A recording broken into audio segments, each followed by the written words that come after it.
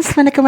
இயல்பான வாழ்க்கை சேனலுக்கு உங்களை அனைவரையும் அன்போடு அழைக்கிறேன். ஃப்ரெண்ட்ஸ், இன்றைக்கி நான் கத்திரிக்காய் வச்சு கத்திரிக்காய் புளி குழம்பு செய்ய போகிறேன். ஃப்ரெண்ட்ஸ், குழம்புன்னு நினைக்கிறேன். கத்திரிக்காய் புளி குழம்பு சமைக்க போகிறேன். ஃப்ரெண்ட்ஸ், இது அருமையாக இருக்கும், எனக்கு ரொம்ப பிடிக்கும். அதனால தான் நான் இன்றைக்கி இந்த குழம்பு செய்ய போகிறேன். அதை வீடியோ எடுத்துகிட்டு உங்கள்கிட்ட கேட்டு போகிறேன். இந்த குழம்புக்கு தேவையான பொருட்கள் எல்லாம் நான் ரெடி பண்ணி வச்சுட்டேன். ஃப்ரெண்ட்ஸ், நான் இப்போ காட்டிக்கிறேன். வெங்காயம், பூண்டு இந்த மாதிரி கொஞ்சம் பெருசாக நான் போட்டு வச்சுருக்கேன், வெட்டி வச்சுருக்கேன். அப்புறம் கொஞ்சமாக இஞ்சி, அப்புறம் 2 தக்காளி பழம் இந்த மாதிரி கட் பண்ணி வச்சுருக்கேன். அப்புறம் 3 கொத்து கருவேப்பிலை, அப்புறம் 3 கத்திரிக்காய் இந்த மாதிரி 4 துண்டுகளாக நான் வெட்டி வச்சுருக்கேன். ஃப்ரெண்ட்ஸ், உங்களுக்கு எந்த வகையில், அதாவது எந்த அளவுக்கு தேவையோ அந்த அளவுக்கு வெட்டி வச்சுக்கலாம். அதுக்கேற்ற மாதிரி இந்த திங்ஸ்லாம் கூட நீங்கள் எடுத்து வச்சுக்கலாம். ஃப்ரெண்ட்ஸ், அக்கம் பக்கத்துலேருந்து நிறைய சவுண்டு வருது, கொஞ்சம் பொறுத்துக்கோங்க. இது பாருங்க, ரொம்ப அழகாக இருக்குது. நான் எடுத்து வச்சுருக்கேன். இதை என்ன பண்ண போகிறேன், நட போகிறேன். பாருங்கள், செம்மையாக இருக்குது, அழகாக இருக்குல்ல ஃப்ரெண்ட்ஸ். இந்த குழம்புக்கு தேவையான மசாலா பொடி நான் 1 டேபிள் ஸ்பூன் இந்த மாதிரி நான் எடுத்து வச்சுக்கிறேன். ஃப்ரெண்ட்ஸ், ஒரு டேபிள் ஸ்பூனில் 2 டேபிள் ஸ்பூன் போட போகிறேன்.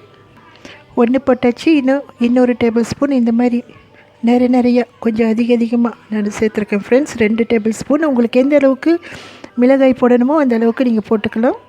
அடுத்ததாக 1 ஸ்பூன் சீரகத்தூள் போட்டுக்கிறேன். அடுத்ததாக சட்டியில் தேவையான அளவு எண்ணெய் ஊற்றியாச்சு. ஃப்ரெண்ட்ஸ், சூடேறிடுச்சு. அடுத்ததாக சிறிதளவு கடுகு தாளிப்பு. இது நல்லா வெடித்து வரட்டும். வெடித்ததும் வெட்டி வச்சு பூண்டு சேர்த்துக்கலாம். அடுத்ததாக இஞ்சி, வெங்காயம், இது வதங்கினதும் அடுத்ததாக மிக்ஸ் பண்ணி வச்சு மசாலா பொடி, இது நல்லா மிக்ஸ் பண்ணி விட்டுக்கலாம். ஃப்ரெண்ட்ஸ், இந்த மசாலா பொடியோட வாசம், இந்த மிளகாய் வாசம் இருக்கு இல்லைங்களா, அது போகும் வரை கொஞ்ச நேரம் அப்படியே வதக்கிக்கலாம். ஓகே, மிளகாய் தூள் வாசம் போனது பிறகு தக்காளி பழம் சேர்த்துக்கலாம். 2 தக்காளி பழம் நான் கட் பண்ணி வச்சுருக்கேன். ஃப்ரெண்ட்ஸ், அடுத்ததாக உப்பு சேர்த்துக்கும் பொழுது தக்காளி பழம் நல்லா குழஞ்சி வெந்து வரும். அதுக்காக உப்பு இந்த ஸ்டேஜில் நம்ம சேர்த்துக்கலாம் தேவையான அளவுக்கு. அடுத்ததாக 3 கொத்து கருவேப்பிலை உருவி வச்சுட்டு அதை இப்படி சேர்த்துக்கிறேன். ஃப்ரெண்ட்ஸ், தக்காளி பழம் நல்லா வதங்கினதும் அடுத்ததாக வெட்டி வச்ச கத்திரிக்காயை நம்ம சேர்த்துக்கலாம். ஃப்ரெண்ட்ஸ், இப்போது நான் தேவையான அளவுக்கு நீர் சேர்த்துக்கிறேன்.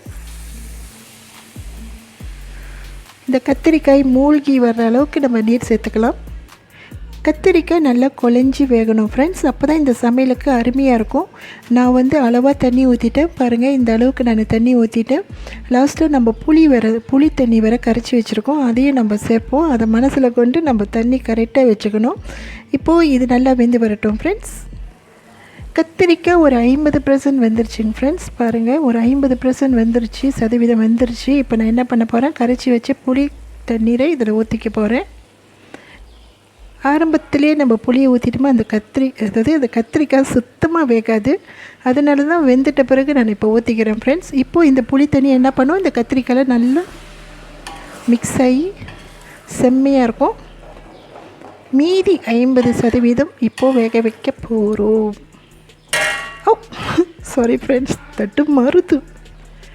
இந்த சமையலுக்கு மீடியம் சைஸ் எலுமிச்சை பழம் காய் இருக்குது இல்லைங்களா, அந்த அளவுக்கு நான் புளி எடுத்து இதுக்கு யூஸ் பண்ணியிருக்கேன். ஃப்ரெண்ட்ஸ், இந்த சமையலில் புளிப்பு நல்லா நாக்கில் புளிப்போட சுவை கொஞ்சம் அப்படியே தெரியணும். அந்த அளவுக்கு தான் நம்ம புளிப்பு போடணும், கொஞ்சம் அதிகமாகவே போடணும். புளி ஊற்றின பிறகு ஒரு 50% இப்போ நான் வேக விட்டுருக்கேன். ஃப்ரெண்ட்ஸ், கத்திரிக்காய் எனக்கு ரொம்ப பிடிக்கும். எனக்கு ஒரு பிடிச்சிட வேண்டியது தான். கத்திரிக்காய் குண்டு கத்திரிக்காய், அதுக்கு மேலே எனக்கு தெரியல. பாருங்கள் ஃப்ரெண்ட்ஸ், இது பார்க்க முழுசாக தான் இருக்குது, ஆனால் நல்லா வெந்துருச்சு. ஃப்ரெண்ட்ஸ், பாருங்கள், இதை நான் இப்படி அழுத்தி பார்க்குறேன். பார்த்தீங்களா, நல்லா வெந்துருச்சு. இப்போ நான் என்ன பண்ண போகிறேன்னா, அடுப்பு அடிச்சுட்டு பிளேட் பண்ணிவிட்டு அவங்கள்ட்ட கேட்டு போகிறேன். பாருங்கள் ஃப்ரெண்ட்ஸ், இது பார்க்க மட்டும் இல்லை, சாப்பிடவும் செம்மையாக இருக்கும். ஃப்ரெண்ட்ஸ், கண்டிப்பாக நீங்கள் ட்ரை பண்ணணும். ட்ரை பண்ணிவிட்டு எப்படி இருக்குன்ட்டு கமெண்ட் பாக்ஸில் சொல்லுங்கள். ஃப்ரெண்ட்ஸ், நீங்கள் புதுசாக இந்த வீடியோவை பார்க்குறதா இருந்தால், அதாவது பார்த்தவங்களாக இருந்தால் என்ன சொல்லுவாங்க, இந்த வீடியோவை நீங்கள் புதுசாக பார்க்குறீங்களா? ஸோ உங்களுக்கு என்னென்னா மறந்துடாமல் என்னுடைய சேனலை விசிட் பண்ணுங்கள். எப்படி இருக்குன்ட்டு எல்லா சமையலும் பாருங்கள், உங்களுக்கு கண்டிப்பாக பிடிக்கும் ஃப்ரெண்ட்ஸ். மறந்துடாமல் சப்ஸ்கிரைப் பண்ணிக்கோங்க. சப்ஸ்கிரைப் பண்ணிவிட்டு பெல் ஐக்கான் தட்டிட்டு ஆல் வச்சுக்கோங்க ஃப்ரெண்ட்ஸ். அப்போ தான் நான் போடுற ஒவ்வொரு வீடியோவும் உங்களுக்கு நோட்டிஃபிகேஷனில் வரும். அதாவது நான் என்ன சொல்ல வரேன்னா, சைவ உண்ணிகளுக்கு இது ரொம்ப பிடிக்கும். கண்டிப்பாக அசைவ உண்ணிகளுக்கும் ரொம்ப பிடிக்கும் ஃப்ரெண்ட்ஸ். இந்த சமையல் உங்களுக்கு பிடிச்சிருந்துச்சுன்னா கமெண்ட் பண்ணுங்கள், லைக் பண்ணுங்கள், ஷேர் பண்ணுங்கள், எனக்கு சப்போர்ட் பண்ணுங்கள் ஃப்ரெண்ட்ஸ். தேங்க்யூ ஃபார் வாட்சிங் ஃப்ரெண்ட்ஸ். கொஞ்சம் சாப்பிட்டு பார்க்குறேன், உங்களுக்காக சாப்பிட்றேன். சூடாக வேறு இருக்குது.